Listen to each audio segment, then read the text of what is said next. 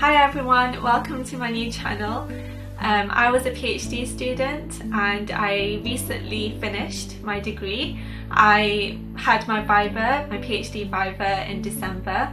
In January I completed my minor corrections, and in February I was sent my official award letter. So all that's left now is the graduation ceremony in July. So I thought I'd put this video together to help you if you're a PhD student about to have your Viva soon or will have it in the future, or even if you're a prospective student, then I think this will help you to understand what's involved in the Viva and what it's all about. I was a UK student, so this advice probably applies more to UK students, but I'm sure if you're not from the UK and you're a PhD student elsewhere in the world, then you might gather a few tips that may help you as well. My PhD was in a life sciences subject, so my experience is based on a Viva in the field of life sciences, but I will try to give some general advice too, so if you're studying a different discipline, then I hope this will also help you. I'm going to start with my tips for the Viva and then give you a summary of my own experience. So without further ado, let's get started with my Viva tips.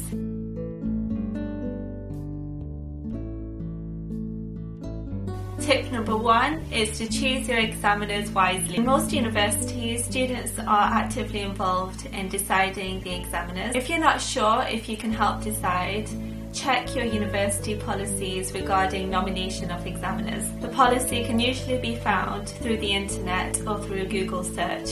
For example, at the University of Manchester, which is where I did my degree, the policy is called Nomination of Examiners and IC policy. It's best to consult your supervisor and decide on the examiners together.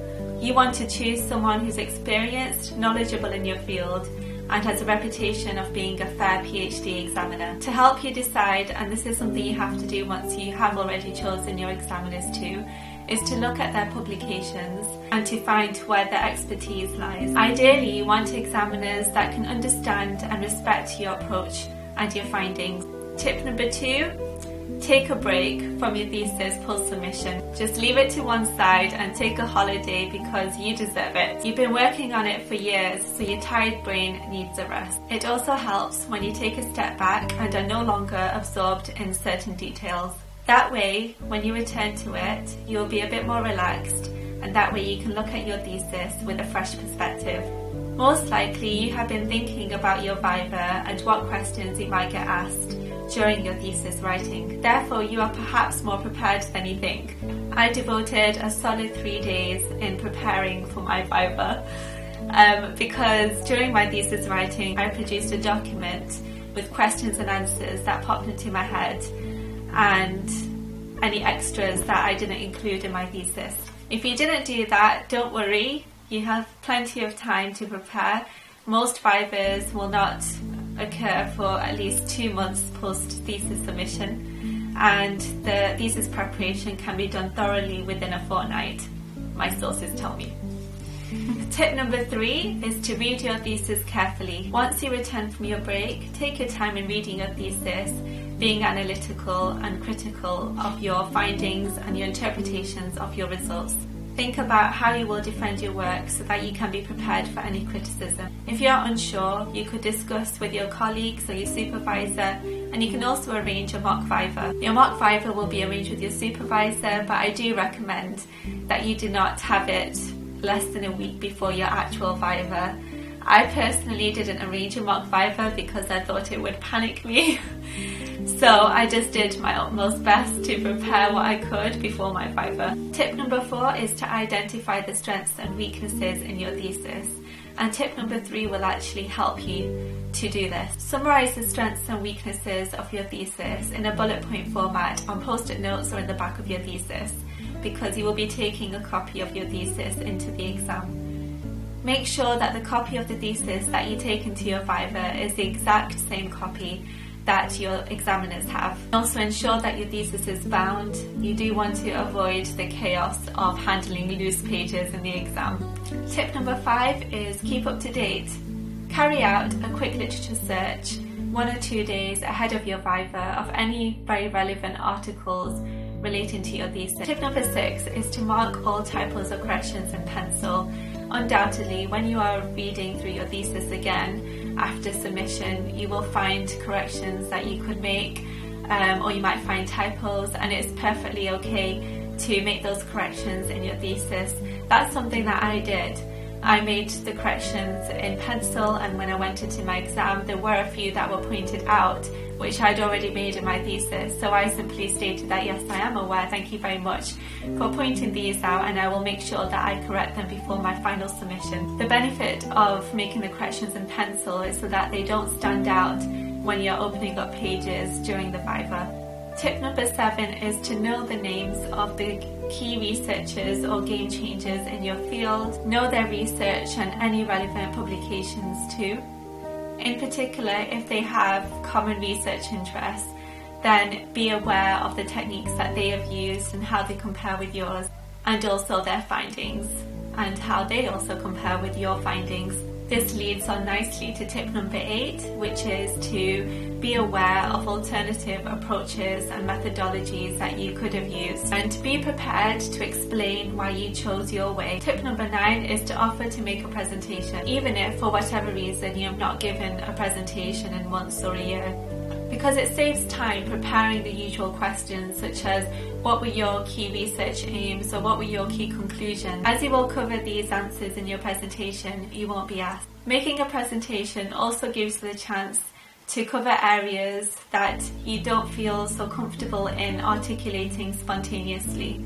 So make sure you send an email to your internal examiner and ask if you can make a presentation for your Viva. I touched on this before, but tip number 10 is to ask which page your examiners are referring to when they ask specific questions from your thesis. Finding the reference gives you more time to answer and also provides you an opportunity to find the context in which you made the statement on which the question is based. Tip number 11 is to show enthusiasm and professionalism during your Viva. Remember to stay cool, calm and collected even if you feel that you are being grilled and don't know the answers. Your attitude can make a difference in the impression that you make with the examiners and also in the outcome of your Viva. You might feel tired or even stressed during your Viva, but try to remain calm and collected. And remember that the length of your Viva does not necessarily reflect your performance or the strength of your thesis. Many examiners are genuinely interested in the work of the students they examine and would love to learn more about what they have done. Remember that they have invested a lot of time and effort in reading your thesis at the expense of other commitments and have travelled far to come and attend your Viva and to examine you. Therefore, most likely they are genuinely interested in your work and want to find out more. My Viva was 4 hours long and my examiners were definitely interested in the work that I produced, and I could see that through their attitude and their questions. I felt that my Viva was a pleasant discussion despite many challenging questions. Tip number 12 is when you're asked a question by your examiners and you don't know the answer, be humble and honest. Just own up and say you don't know the answer. You could always offer what you do know about the topic, especially if it's a question that you feel that you should know the answer to. Maybe it's a question relating to your techniques or methods, or even results, and you feel that you should know the answer because it's quite an obvious question. It could be that you just forgot it, your mind just went blank, and it's okay, that does happen. And it always helps if you show understanding of why the question was asked and why it's a good question. Hopefully the examiners will try to help you figure it out, but if you don't know it, even after they help you, it's okay to just own up and say you can't remember or you don't know, and just acknowledge that it's a good question. Tip number 13 is don't feel afraid of asking questions. It is a dialogue. If the Viva is getting too intense and you're not following well, feel free to ask the examiners for clarification of the questions that they're asking you, or you can even ask them, some other questions relating to their research. Tip number 14 is to take notes. Have a notepad in the Viva so you can jot down anything that the examiners care about other than your correction, and feel free to take a water bottle and anything else into the Viva that makes you feel comfortable. You might not be able to take it all out from your bag, but sometimes it just helps to have masses of notes and things by your side in your bag. Gives you that bit of confidence If you're not sure what you can take with you to the Viva, you can always ask your department, your supervisor, etc. I just took my laptop, I took my notepad, my thesis, a bottle, some sweets. I think that's another tip in itself actually. You might want to take a few sweets if you suffer from dry mouth syndrome, which is what I have when I'm nervous. So I took a few sweets, and whilst I was waiting for my examiners to arrive, I popped a few into my mouth, and that helped get the juices flowing. I also took my memory stick to give my presentation. Tip number 15 is to be positive. The more positive you are, the more efficient you will work. I would definitely recommend you don't do what I did and search the internet for failed Viva experiences. That will most likely scare you like it scared me. You may become very anxious reading all the horror stories out there and convince yourself that you're going to fail. So those are my tips for now. I'm going to move on to talking about my experience very briefly. My Viva was booked for 2 p.m. in the afternoon. So I arrived 15 minutes before my Viva was due to start. That gave me some time to go in, settle down, take out my things.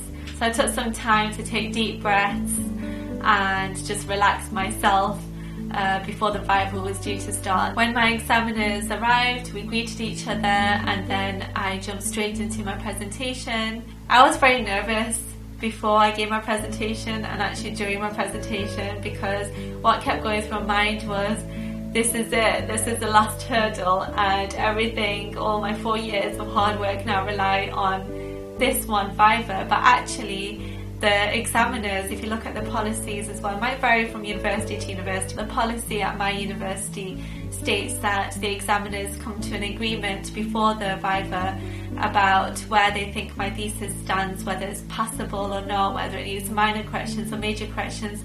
So actually they've already kind of made a decision before they come to see you. Of course you have the chance to defend if that decision is not so favourable, but I think in my case, even though my examiners were not allowed to tell me whether I'd passed or not, they did show that they were interested in my thesis, so that helped me to relax a bit, even though I still didn't know whether I was going to pass or fail. I wasn't sure if they were just being nice to me or, you know. So I was quite nervous throughout the duration of my Viva, but I did enjoy it too. I enjoyed the challenging questions. I enjoyed the opportunity to talk about my thesis with two other experts in my field other than my supervisors, and they had read through my thesis from cover to cover, so it was really nice to talk to two people who had a very thorough understanding of the work that I had done. As I mentioned before, my Viva lasted for about 4 hours. Then I was asked to go and wait outside the room for a couple of minutes. I think it was around 10 minutes. I was given a chair to sit outside the room and wait whilst they made their decision. And then I was called back into the room and they congratulated me. And then I lived happily ever after. So I hope this video has helped you. If you have any questions or require any more details about anything that I mentioned, then please leave all your comments in the comment section below this video, and I will try my best to answer all the questions and concerns that you might have. Please subscribe and give a thumbs up for this video if you liked it, and I hope to post more soon. See you soon. Bye!